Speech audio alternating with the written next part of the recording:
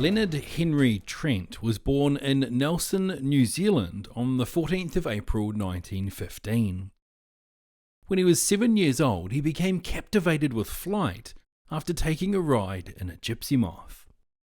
His love of flying saw him train with the RNZAF and then the RAF when the Second World War broke out in 1939.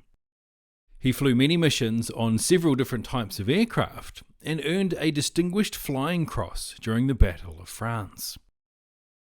On the 3rd of May 1943, Trent and his squadron were tasked to be a part of Operation Ramrod with the aim of destroying a power station in Amsterdam. It was on this disastrous mission that Trent was engaged in actions that would lead to him being awarded the Victoria Cross. The citation, which was gazetted on the 1st of March 1946, describes in detail what happened. On the 3rd of May 1943, Squadron Leader Trent was detailed to lead a formation of Ventura aircraft in a daylight attack on the power station at Amsterdam. This operation was intended to encourage the Dutch workmen in their resistance to enemy pressure. The target was known to be heavily defended. The importance of bombing it, regardless of enemy fighters or anti-aircraft fire, was strongly impressed on the aircrews taking part in the operation. Before taking off, Squadron Leader Trent told the deputy leader that he was going over the targets whatever happened. All went well with the 11 Venturas and their fighter escort were nearing the Dutch coast. Then one bomber was hit and had to turn back. Suddenly, large numbers of enemy fighters appeared. Our escorting fighters were hotly engaged and lost touch with the bombing force. The Venturas closed up for mutual protection and commenced their run up to the target. Unfortunately, the fighters detailed to support them over the target had reached the area too early and had been recalled. Soon the bombers were attacked. They were at the mercy of 15 to 20 Messerschmitts, which dived on them incessantly. Within 4 minutes, 6 Venturas were destroyed. Squadron Leader Trent continued on his course with the 3 remaining aircraft. In a short time, 2 more Venturas went down in flames.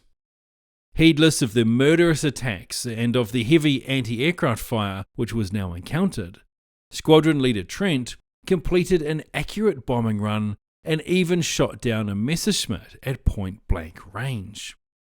Dropping his bombs in the target area, he turned away. The aircraft following him was shot down on reaching the target. Immediately afterwards, his own aircraft was hit, went into a spin, and broke up.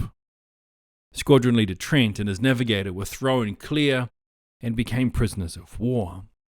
The other 2 members of the crew perished. On this, his 24th sortie, Squadron Leader Trent showed outstanding leadership. Such was the trust placed in this gallant officer that the other pilots followed him unwaveringly. His cool, unflinching courage and devotion to duty in the face of overwhelming odds rank with the finest examples of these virtues.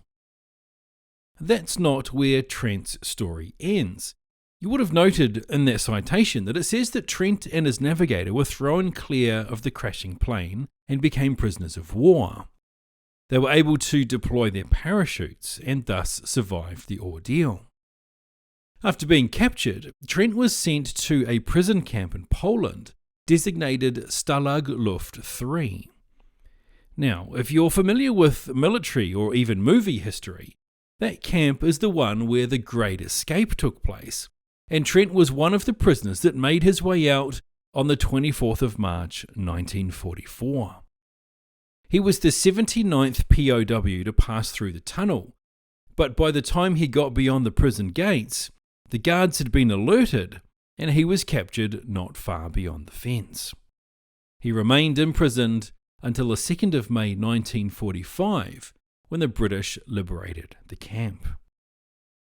When he returned to duty, he provided his report on the raid in Amsterdam, and this, combined with other evidence collected by the Air Ministry, led to his recommendation for the Victoria Cross. After the war, Trent remained in service, and in amongst a number of training roles, he also saw action during the Suez Crisis before retiring in June 1965. Quiet and unassuming, Trent always disliked the fuss his Victoria Cross caused, and he never felt comfortable with his renown as a hero. He always stressed the vital contribution of his aircrew and the men around him. After finishing up his military service, Trent and his family moved back to New Zealand, where they lived in Matheson Bay, north of Auckland. He passed away at the age of 71 on the 19th of May, 1986.